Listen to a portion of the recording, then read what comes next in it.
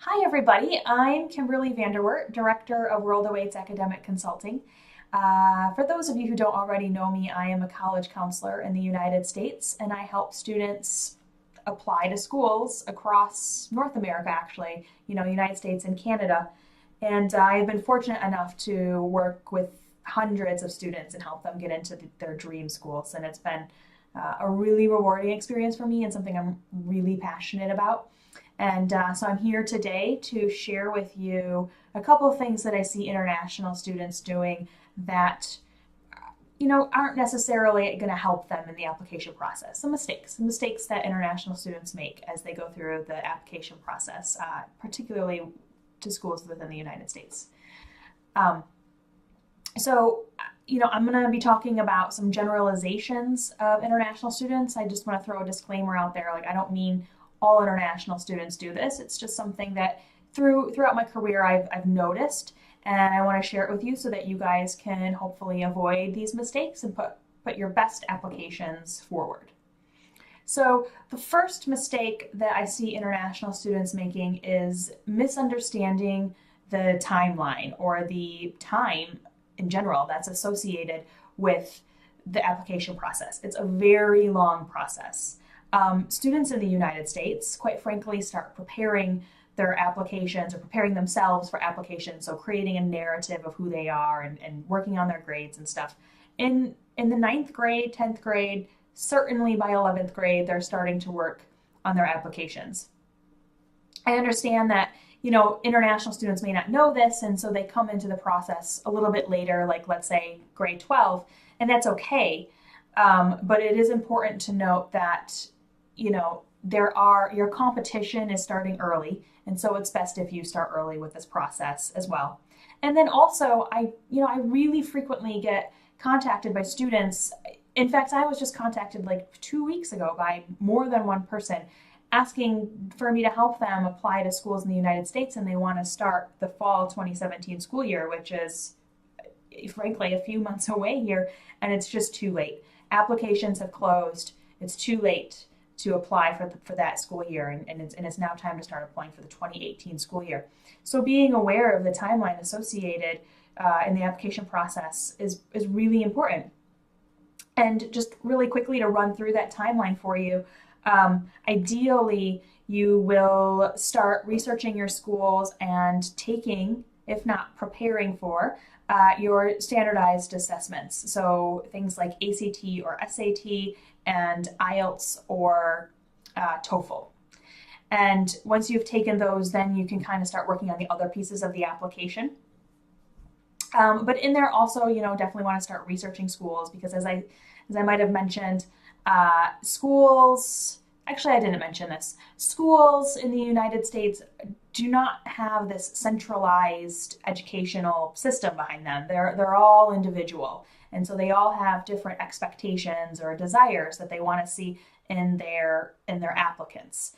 And it's not like in other countries where you take a test at the end of the year and that test dictates what school you attend or maybe even what you end up studying. It's not like that. Instead, you have to look at each institution and apply to them separately because they have different requirements and expectations. So that can really elongate the process also. But so applications will open up August 1st. And at that point, then it's time to start submitting all of your documentation, essays, letters, things of that nature. And if you want to submit your applications for early decision or early action, those are going to be due in November. And if you are submitting your application for regular decision, that's going to be due in December, maybe early January, in that time frame. And so there's a lot that goes into that period of time, but it's important to understand that there's more that comes after you've already submitted your applications. And so, for example, come springtime, you're going to start getting letters indicating whether you've been accepted or you haven't been accepted or you've been waitlisted. And if you've been waitlisted, that's a whole other process that you have to go through in order to get off the wait list. And in addition to that, you need to start submitting your financial documentation, particularly for for international students, and you need to submit some midterm reports, and you want to be working on scholarships and aid of some sort in that time, if that's a factor for you in attending an institution abroad. Um, and so, there's more that goes into the second half of the year. And then by May 1st is when the deadline is to submit your letter of acceptance. So whatever school you decide that you want to go to, you need to send them a letter and put down a deposit. And you would think that that is the end of the application season, but even that still isn't, because, and this is particularly important for international students, but it's time to start preparing to enter your freshman year, and you need to make travel arrangements, and you need to get your student visa, and you need to sign up for classes, and you need to go through orientation. So it's important to understand that it is like at least a year-long process in order to go through the application process in the United States, and especially if you want to do it well. And another factor that comes in for international students is that, in the United States, it's very common for students to have college counselors in their high schools.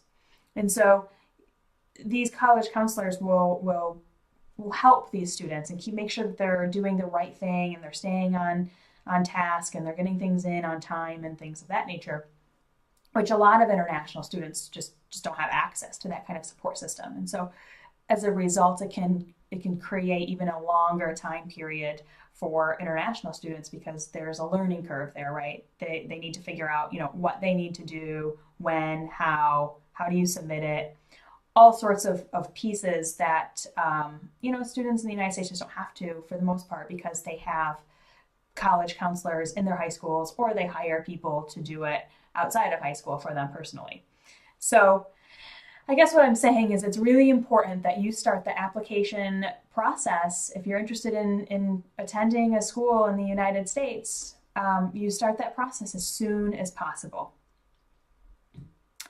And then the other thing that I want to talk about today that I notice a lot of my clients doing is misunderstanding what the college admissions officers are looking for. And those people tend to fall into one of two camps. And so they're either like super focused on grades and standardized test scores, and, to the detriment of failing to kind of develop a sense of self and become a little bit more well-rounded and more than just a grade or just a test score. And don't get me wrong, test scores and grades are still really important, but you have to keep in mind that you're up against all these other students who have the same grades as you. They've met the same requirements to apply to these institutions. And so you need to do something to stand out from the crowd, and you need to show the admissions officers, who you are as a person. You're definitely more than your grades and what you're interested in. And so that kind of causes some students who learn about this or consider this to go too far into this realm of, oh, I need to get involved in this and that, and they're, president of this club, and they're volunteering here, and they're doing all these things. And admissions officers don't really want to see that either, because they look at it like, oh, this student is only doing this or is involved in all of these activities just to have something to put on an application. They don't really care about this. This isn't who they really are. They're just doing this to, give themselves a leg up on the application. And that doesn't look good either. The admissions officers see right through that. So what they really want to see is, and this is my advice to international students, is to yes, you need to get good grades and you need to test well on the standardized exams, but you also need to show this depth of interest or depth of knowledge in a particular area that you are genuinely passionate about. So pick one or two things that you really enjoy, that you enjoy learning about, you enjoy doing, and really throw yourself into that area so that you're growing a lot in that area, and you can show that to the admissions officers, and you can show that you have this passion. So for example, if you really enjoy cooking and you've been taking some cooking classes and you think, oh, I'm going to put this on my application, you need to do a little bit more than say, hey, I've been taking cooking classes or I've been learning how to cook with my grandma. And take it a step further and show that you're really serious about this by, say, YouTubing, you're doing some YouTube tutorials or online tutorials or blogging about these recipes that you've made or these techniques that you've discovered, or even putting together like a recipe book and trying to sell it or distributing it out at your high school, or something that shows that like you're not just doing this activity to put it on the application, but you're like really genuinely interested in it. So yeah, so those are a couple things to keep in mind. That's all I have for you today. I do have more points that I would like to bring up, that problems that I see international students making, and I will in later videos. But for now, I recommend that you consider the timeline and you consider having this depth of interest, knowledge, passion that you can show admissions officers, so that you can really stand out from the competition. All right, thanks for tuning in, and I'll see you again shortly.